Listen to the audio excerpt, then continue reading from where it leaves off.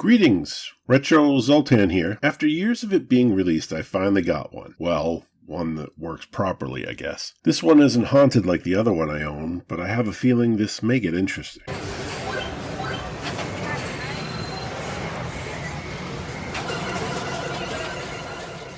For your consideration, I'd like to talk to you about the Anbernic RG351MP, the final handheld system in the RG351 series. So why the RG351MP? Isn't that like, 2020? Well, yeah, that's true, but I think it still deserves to be talked about, even though it's a few years old now. It hasn't stopped me before. Anbernic still is selling these. And from what I can see, there's still a few floating around in the second-hand market. And if you already have one collecting dust, you may be interested in custom firmware that's available today that makes this handheld a different animal altogether. So it's very obvious I'm very late to the party on this one. And from what I've found out, so was Anbernic with getting this one on the market in time for fall of 2020. It's not entirely their fault, though. They were pushing a ton of product. And considering the chip shortage, I'm surprised they got anything out at all. The RG, which I'm assuming stands for Retro Game 351 series, all uses the 23326 rock chip. This is not to be confused with other systems like its predecessor, the RG350 series, that uses the JZ4770 chip, and the later RG353 series that uses the RK3566, and so on. What are we at now? Like RG505?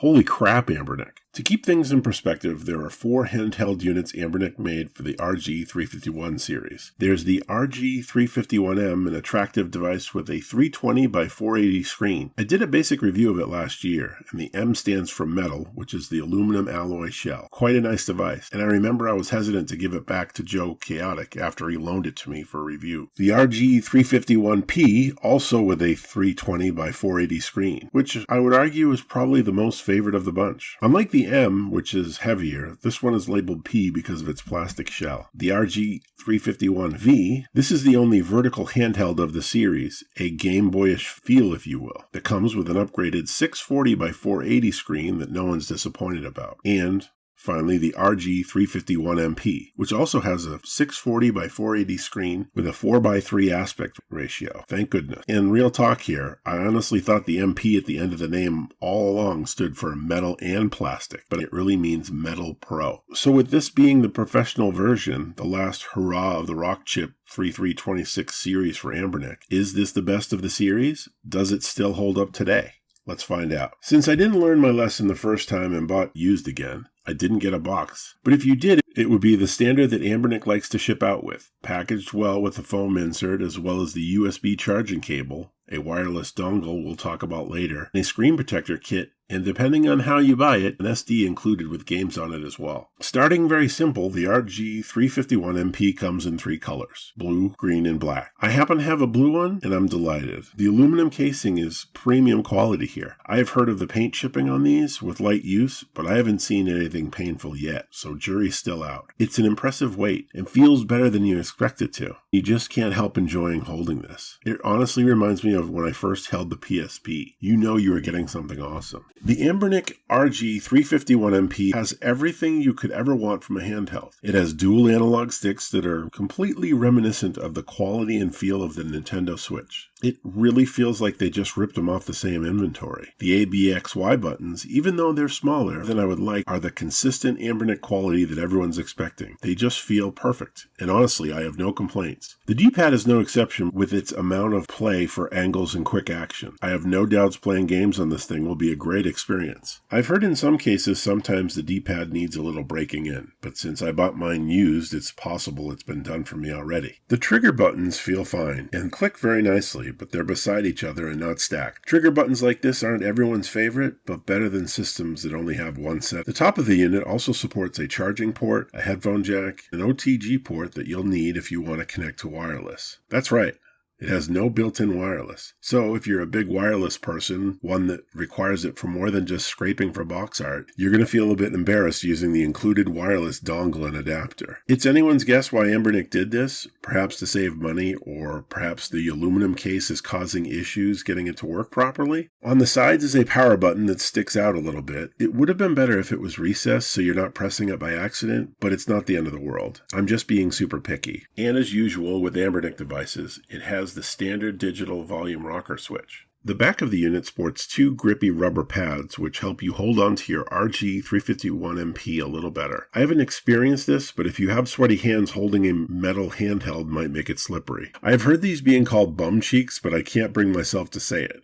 But then again, I just did. Not that he needs any props from me, but I believe the term is trademarked by Mad Little Pixel. Okay, the bottom of the unit has 2 dual speakers in the perfect spots. There are mixed reviews on what people think of these, but I say as long as you're not planning to crank the speakers up to 11, you're not going to complain much. You know what we do? Put it up to 11. 11, exactly. Quick stats for the RG351MP are a Rockchip RK3326 at 1.5 GHz, 1 GB of RAM, 3.5-inch IPS display at a 640 by 480, and a 3500 mAh battery with a rumble motor if you're into that sort of thing. The RG351MP also has dual SD slots, just like many of their other products. It's a good way to separate your firmware from the games, which is a good practice in my opinion. Adding games is much easier, and you won't be breaking your firmware in the process. This I love to see. If you get your RG351MP new, it will most likely come with an old version of Emulec 3.7 or 8. It's not too horrible if you don't like messing with custom firmware, and if you find yourself complaining more than not, then you know it's time to start looking at alternatives. Overall, I think most people who own these have ventured out to different custom firmware. I'll dive into the different types and what they can do later in this review. Using the stock firmware, you can start emulating up to the 5th generation of games, including Game Boy, Nintendo, Super Nintendo, Game Boy Advance,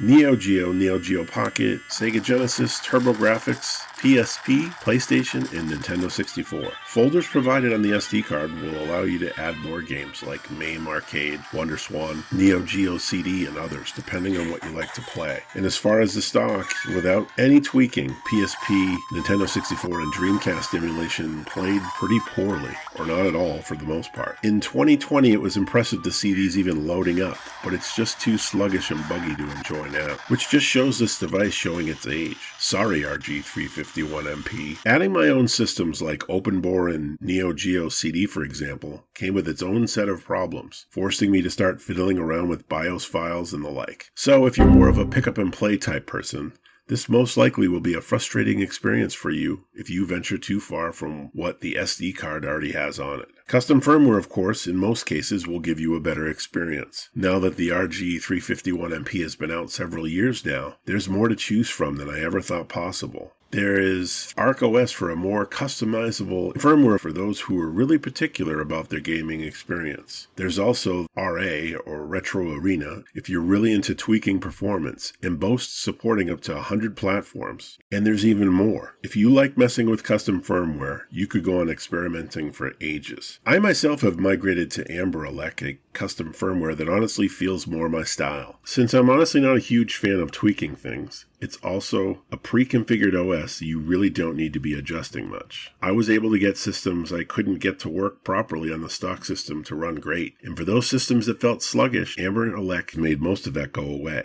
Adding systems is the same as with stock firmware, with even more variety. We're still going to run into issues with Nintendo 64 and up, but they're much more playable now. And that's it.